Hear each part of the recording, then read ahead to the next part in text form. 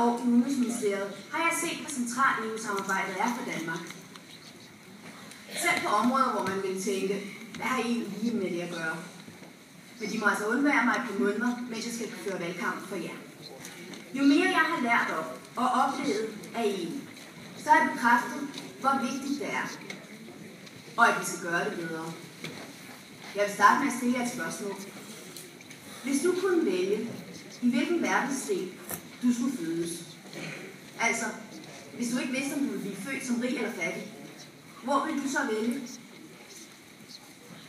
For mig, der er valget klart. Jeg vil vælge Europa. Fordi i Europa, der er mulighederne de bedste for de fleste.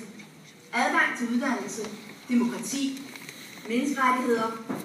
Det er minimumsgrundlag, som gør, at vi kan leve et værdigt liv som myndige mennesker, der tager ansvar for os selv og for fællesskabet. Ligesom i Danmark er det ikke kommet af sig selv, og det bliver ikke ved med at være sådan af sig selv. Jeg vil arbejde i Europaparlamentet for det samme, som vi arbejder for i Danmark. Et bæredygtigt og socialt liberalt samfund.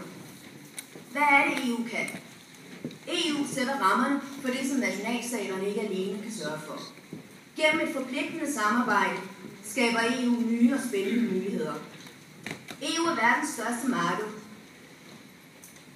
På handel er EU en supermagt. Gennem de krav, vi stiller, kan vi forbedre bæredygtighed og udvikling, ikke bare i EU, men i hele verden. EU's krav bliver verdens krav. Derfor gør det en forskel, hvad vi beslutter i Europaparlamentet, hvad vi beslutter i EU. Om standby-elforbruget er en halv watt, eller om det er 3 watt. Men vi skal stadigvæk forbedre det indre marked, sådan så det også fungerer, når vi handler online og køber digitale varer. På forskning skal vi sammen med vores virksomheder sørge for, at vi er verdens bedste. Vi skal tiltrække og fastholde de kloge hoveder, også i fremtiden. Vi skal stille krav, f.eks. gennem sociale klausuler, sådan så vi investerer i fremtiden og ikke til det næste kvartalsregnskab.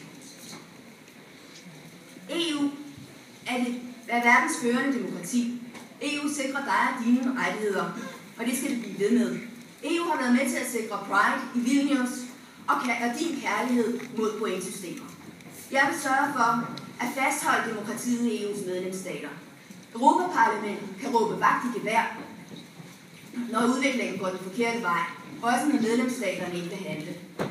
Vores rettigheder, de skal også sikres på internettet. Jeg vil arbejde for et frit internet og for beskyttelse af dine private data. Jeg vil kæmpe mod et nyt ACTA.